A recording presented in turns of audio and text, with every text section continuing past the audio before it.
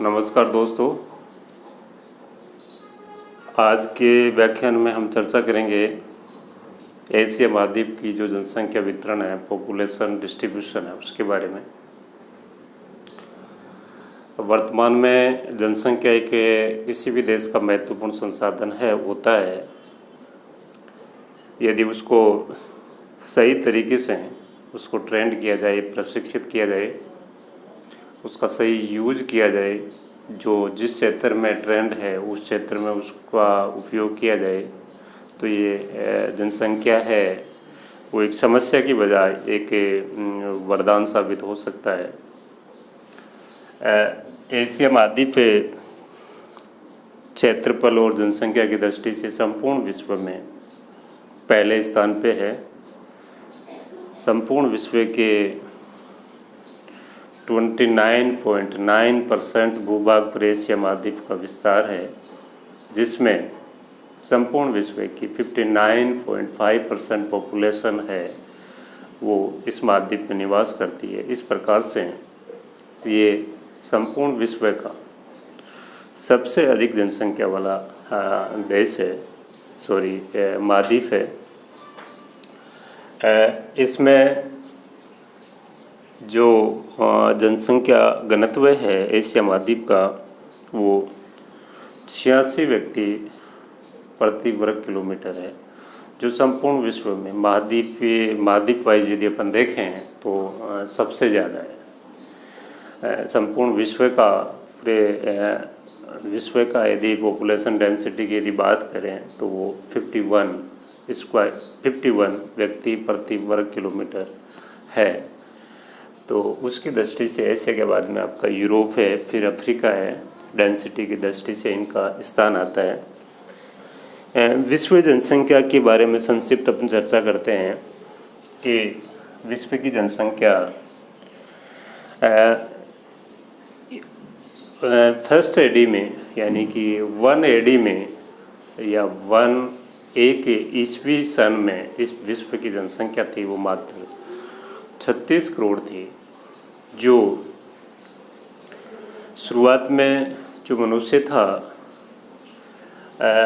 उसमें उसका मैंने जो व्यवसाय था वो संग्रहण करता और शिकारी की भूमिका में वो था। फिर धीरे धीरे वो स्थायी कृषि करने लगा और जनसंख्या वृद्धि है वो बढ़ने लगी, जनसंख्या में वृद्धि होने लगी।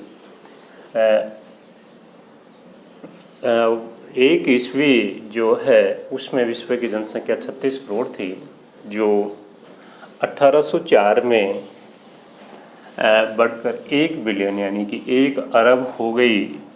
शुरुआत में देखिए आप कि विश्व की जनसंख्या को 36 करोड़ से 1 अरब होने में 1800 वर्ष लग गए। उसका कारण था कि जो जन्म दर और मृत्यु दर दोनों का उच्च होना, जन्म दर भी उच्च थी और मृत्यु दर भी उच्च, और मृत्यु दर जन्म दर से भी ज़्यादा कई बार, जिसके कारण जनसंख्या बहुत ही धीमी गति से बढ़ी। और तत्पश्चात 1926 में विश्व की जनसंख्या है वो 2 बिलियन हो गई, यानी कि 1 से 2 बिलियन होने में 122 वर्ष लगे। फिर 1959 में 3 बिलियन 32 वर्ष में, फिर 1974 में 4 बिलियन, केवल 15 वर्षों में ही 1 बिलियन पॉपुलेशन है वो जुड़ गई।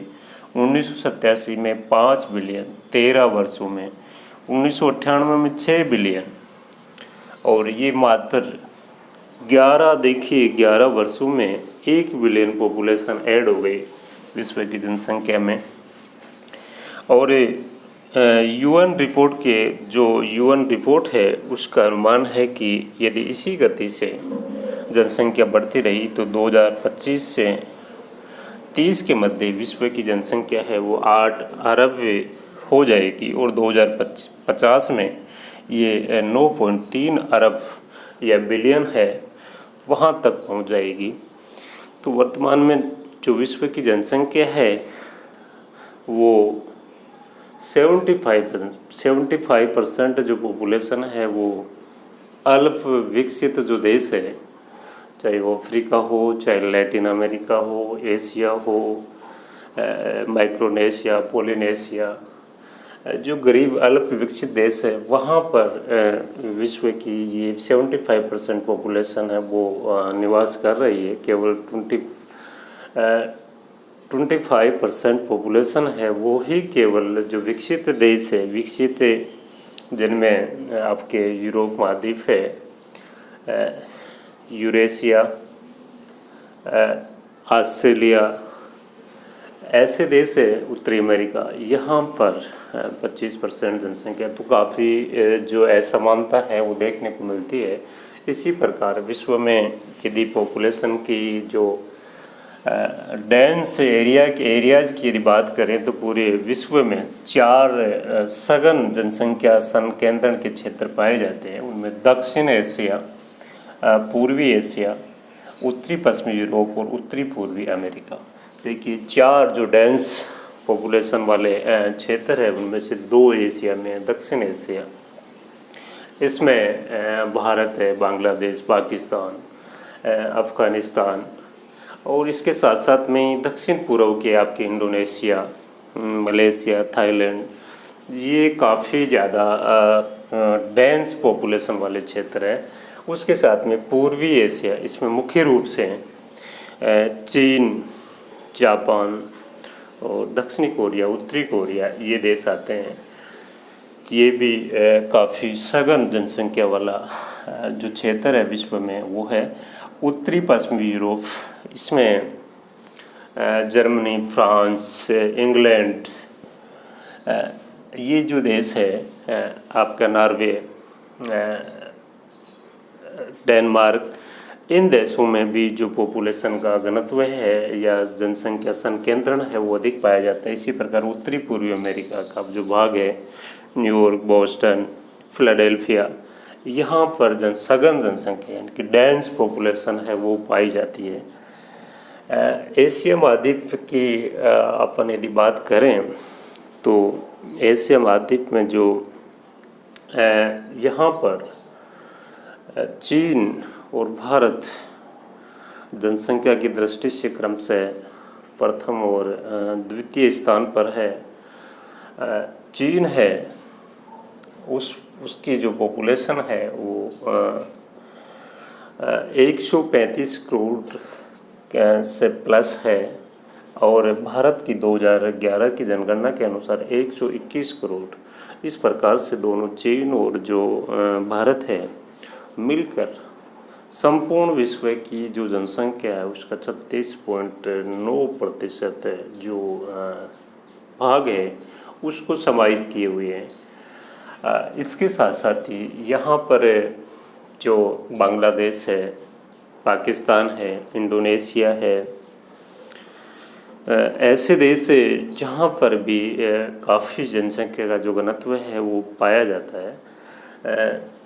काफ़ी इसमें असमानता है। यदि पॉपुलेशन डेंसिटी की एशिया में यदि बात करें तो काफ़ी असमानता है इसमें। एशिया महाद्वीप में मकाऊ जैसे देशों में जहां 18,534 व्यक्ति प्रति वर्ग किलोमीटर में वहाँ पर यहाँ पर रह रहे हैं, यानी कि जो इसका पॉपुलेशन डेंसिटी वो 18,534 है।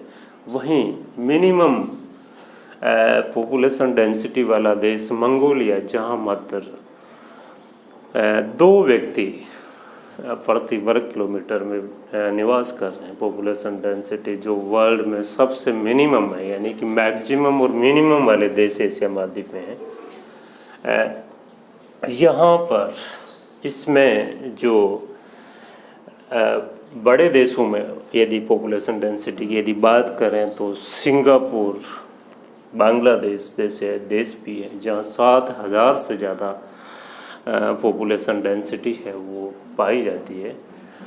इसी प्रकार से यहाँ की यदि जनसंख्या का अपन यदि एशिया में वितरण देखें तो चीन की जनसंख्या है वो अधिकांश पूर्वी और दक्षिणी पूर्वी भाग में, यानी कि उसकी जो हवांग हो, यांगटी सिकियांग और सिकियांग जो नदियां हैं तीनों, उसका जो मैदानी क्षेत्र है वो डेल्टाई क्षेत्र है। वहाँ पर चीन की अधिकांश पॉपुलेशन 70% से ज़्यादा पॉपुलेशन है, उसका डिस्ट्रीब्यूशन है, वितरण है।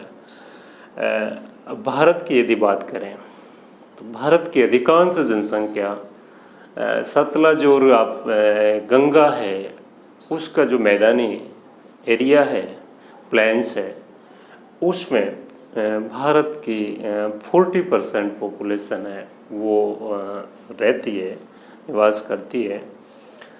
बांग्लादेश की अधिकांश जनसंख्या जो ब्रह्मपुत्र या गंगा ब्रह्मपुत्र का जो डेल्टा है उसमें ढाका चटगांव के आसपास में, वहाँ पर इसकी जनसंख्या का जमाव है, डिपोजिशन है।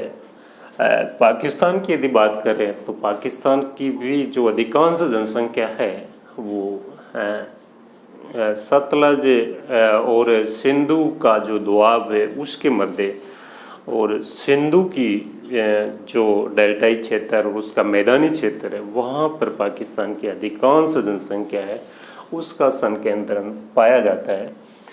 इसी प्रकार से यदि जो जापान की बात करें तो उसका जो होन्शु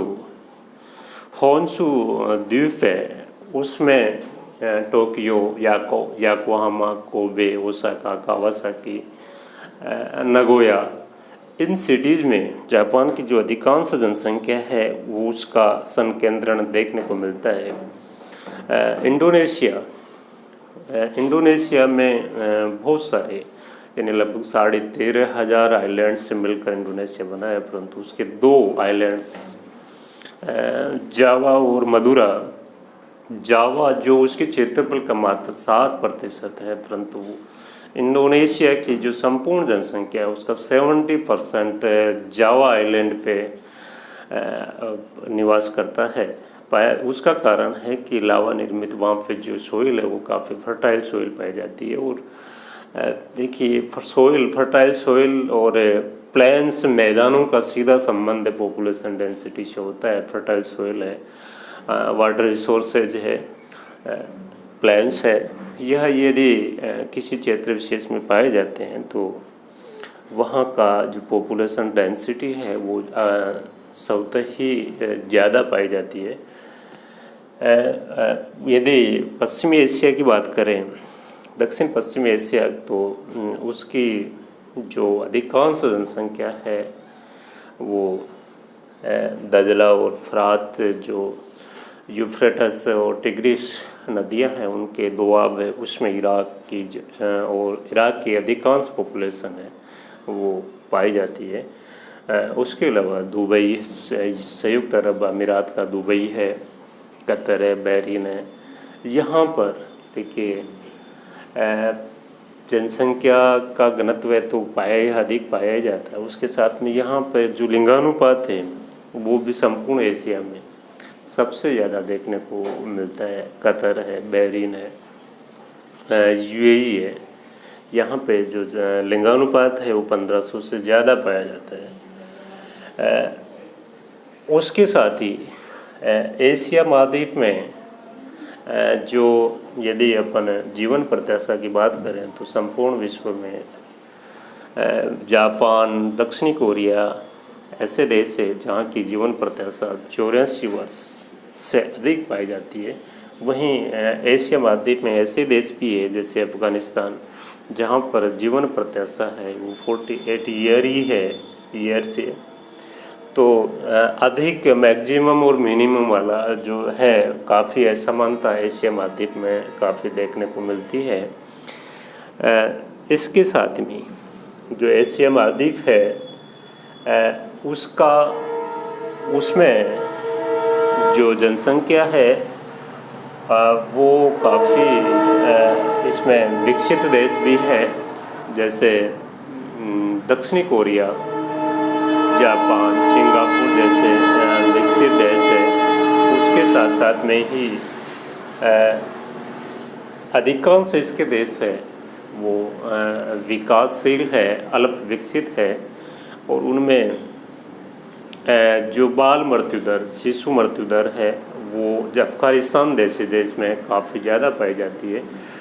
शिक्षा का स्तर कम होने के कारण यहाँ पर जो प्रजनन दर है वो अधिक, अफ़गानिस्तान जैसे देश में 5 से ज़्यादा जो फर्टिलिटी रेट है वो पाई जाती है। उसी के साथ में जापान जैसे देशों में ये न्यूनतम 1.4 ही पाई जाती है। तो इस प्रकार से काफ़ी जो वेरिएबिलिटी है, वेरिएशन है इसमें कि मिनिमम और मैक्सिमम का जो पॉपुलेशन का है वो आंकड़े इस यहाँ पर देखने को मिलते हैं। परंतु फिर भी यदि वर्तमान में जो मानव संसाधन है उसका यदि उसको सही तरीके से प्रशिक्षित किया जाए, उसको ट्रेंड किया जाए और उसके हुनर के अकॉर्डिंग उसको यदि काम दिया जाए तो निश्चित रूप से जो एशिया महाद्वीप के देश है वो विकासशील से विकसित देशों की श्रेणी में आ सकते हैं। भारत में वर्तमान में एक जनसंख्या काफ़ी समस्या बनी हुई है, परंतु फिर भी भारत की जो अधिकांश जनसंख्या है वो युवा है। 55% से ज़्यादा जनसंख्या है वो युवा है। यदि उसको सही तरीके से उसकी रुचि अनुसार उसको प्रशिक्षित किया जाए, ट्रेंड किया जाए और फिर उसको रोज़गार दिया जाए या उस काम में उनको लगाया जाए तो निश्चित रूप से भारत में जनसंख्या है वो समस्या के बजाय यहाँ पे समाधान बन सकती है। और ये चीन ने काफ़ी हद तक, चीन है, जापान है, उन्होंने पॉपुलेशन डेंसिटी ज़्यादा होने के बावजूद भी अपनी जनसंख्या है उसको वहाँ के लोगों ने, या जनसंख्या वहाँ के लोग हैं वो अपनी कर्मठता से वो ट्रेंड प्रशिक्षित होकर जो अपना इंटरेस्ट का क्षेत्र था उसमें वो काम कर रहे हैं और उसकी वजह से आज चीन है। जापान तो विकसित अर्थव्यवस्था है ही, उसके साथ में चीन भी देखिए आज जो उसकी इकोनॉमी है वो काफ़ी बड़ी $15 ट्रिलियन के आसपास इकोनॉमी हो गई है। भारत की यदि इकोनॉमी की बात करें तो मात्र $2.7 ट्रिलियन की है, तो भारत से लगभग 5 गुना बड़ी इकोनॉमी। और चीन ने भी जो विकास है वो 1948 के बाद में ही किया है, यानी कि भारत की और चीन की स्थिति देखें, भारत भी 1947 में स्वतंत्र होने के बाद में विकास के लिए प्रयास कर रहा है, परंतु चीन ने फोकस और सेंट्रलाइज सिस्टम के माध्यम से विकास किया है। उसकी वजह से उसकी इकोनॉमी का जो आकार है वो भारत से 4-5 गुना बड़ा हो गया है। भारत भी निश्चित रूप से स्किल्ड जो लेबर है, स्किल्ड पॉपुलेशन है, उसको बढ़ाकर विश्व की महाशक्ति बन सकता है।